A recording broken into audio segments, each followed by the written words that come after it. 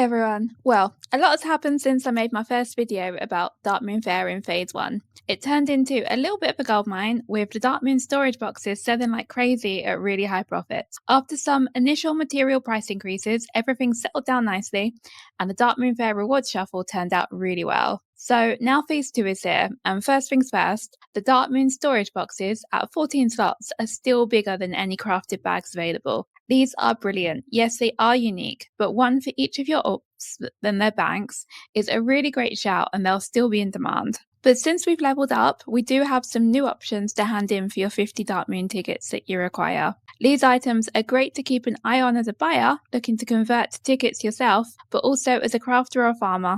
And as a seller, like alchemy, you might find that you have high demand and ability to sell at certain times. Starting with engineering then, aside from copper modulators and wearing gizmos in Phase 1, you now have green fireworks. The green fireworks schematic comes from Gag's Procket in the Barrens, and it requires heavy blasting powder and heavy leather. You do need to hand in 36 at a time, but each craft gives you 3 of them.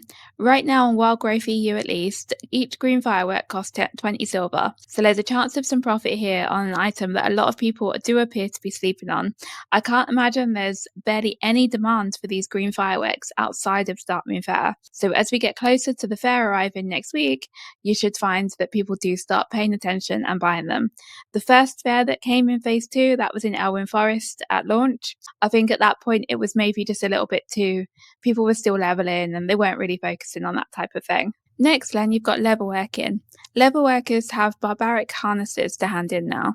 This is on top of the embossed leather boots and toughened leather armor that leatherworkers can hand in from the last phase. Now, when I say leatherworkers though, I mean anyone can hand them in, it's just leatherworkers can make them. So the barbaric harness requires 14 heavy leather, thread and an iron buckle. That's actually 2 of the hand-ins so far requiring heavy leather, so I wouldn't be surprised to see a small uptick in price on Monday from there. For blacksmithing, we now have green iron bracers. These are in addition to the coarse weight stones and heavy grinding stones of Phase 1. It's iron bars that are required for the green iron bracers, probably why they call them iron bracers. Again, we have another beast farming product. This time is soft bushy tails. These are pretty cheap across the board right now. They're averaging around 7 to 8 silver each according to the JP Morgan site. You only need to hand in 5 of these, so right now they're the best way to get your storage box. These can be farmed in Desolace and in Badlands. They come from wolves. So while you're at the fair handing in your tickets, do remember to pick up your Darkmoon Faire buff. Your choices are 10% agility, 10% intellect, 10% spirit, 10% stamina, 10% strength, 10% armor, plus 25 resistances, or 10% damage.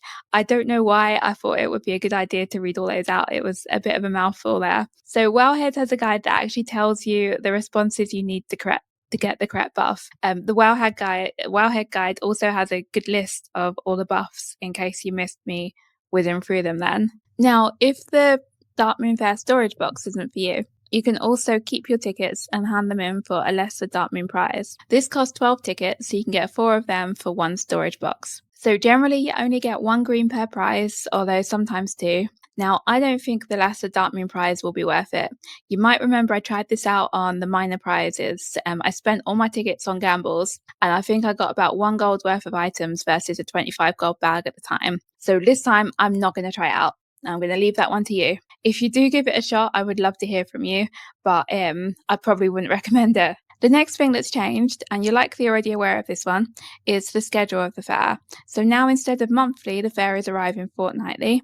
It's only away for 1 week at a time. This time then, next week, it's setting up in Mulgore, and that will be setting up from tomorrow and then will be available from midnight on Sunday for a week. So one good way to get a little bit of extra gold is, as the opposite faction, you can set yourself up a little summoning operation to get people to the fair during the peak times in order to get the world buff. You'll need 3 characters for it, so a bit of an investment, but if you have the right setup and you're just looking for a bit of extra gold, then it is quite nice. Although, I've heard some drama around the summoning services on some servers. Apparently all about discords and price fixing, which I guess makes sense, as otherwise why would everyone be offering for the same price? Some guy would breeze along by now offering summons for 25 silver if there wasn't anything nefarious going on. The last thing to consider then while you're on your trip to the fair is to take a look at the vendors.